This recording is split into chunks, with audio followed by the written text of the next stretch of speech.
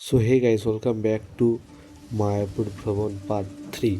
তো আগের ভিডিওতে তোমরা দেখেছো আমরা নতুন মন্দির দর্শন করে প্রসাদ সেবন করে তারপরে রুমে এসে, রুম বলতে গীতা ভবনে এসে আমরা রেস্ট নিয়েছিলাম।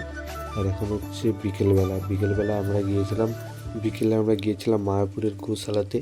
আর তোমরা দেখতে পাচ্ছ আমাদের দুপাশে প্রচুর প্রচুর গোমাতা রয়েছে এবং বিভিন্ন জাতের বিভিন্ন সাইজের, কেউ বড় কেউ ছোট, সমস্ত ধরনের গোমাতা রয়েছে তোমরা দেখতে পাচ্ছ।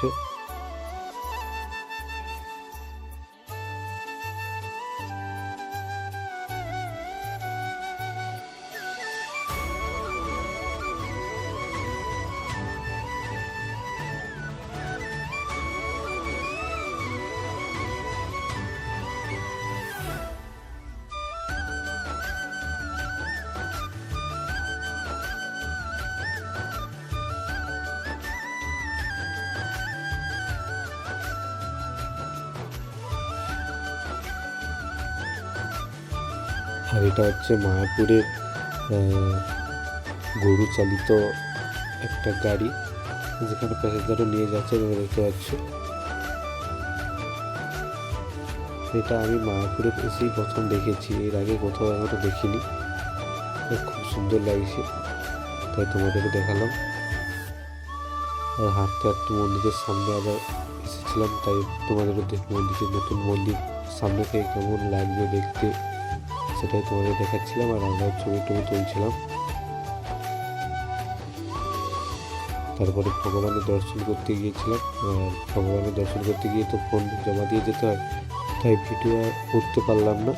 আর মন্দির থেকে বেরোনোর পথে মন্দিরের প্রসাদ দিয়েছিলাম। আর দেখতে পাচ্ছ সবাই একটু ছোটোখাটো কেনাকাটা করেছে, আর প্রসাদও কিনেছে সবাই। চলো এখন যাচ্ছি রাত্রে ডিনার করতে সেই সেম জায়গায় যেখানে সকালে গিয়েছিলাম।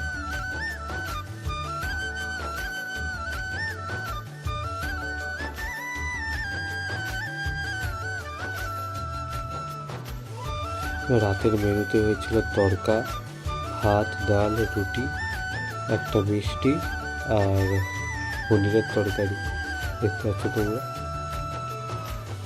সরি পনিরের তরকারি না, ওটা ঘ্যাঁট হয়েছিল, যেটা ভুল বললাম, সরি।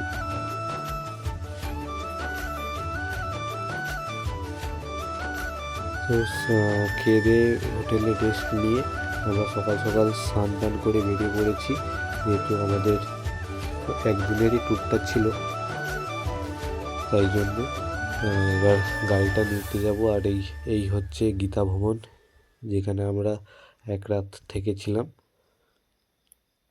চলো, ভগবান যদি আবার কোনো দিন চায় আবারও খুব শীঘ্রই যাব। ভগবান না চাইলে তো আর কিচ্ছুই হবে না। তো আমরা যতক্ষণ বাড়ি যাচ্ছি তোমরা ততক্ষণ ভিডিওটা লাইক করে দিও, আর যারা যারা সাবস্ক্রাইব করোনি তারা সাবস্ক্রাইব করে দিও। তো দেখা হচ্ছে পরবর্তী এক নতুন ভিডিওতে, বাই।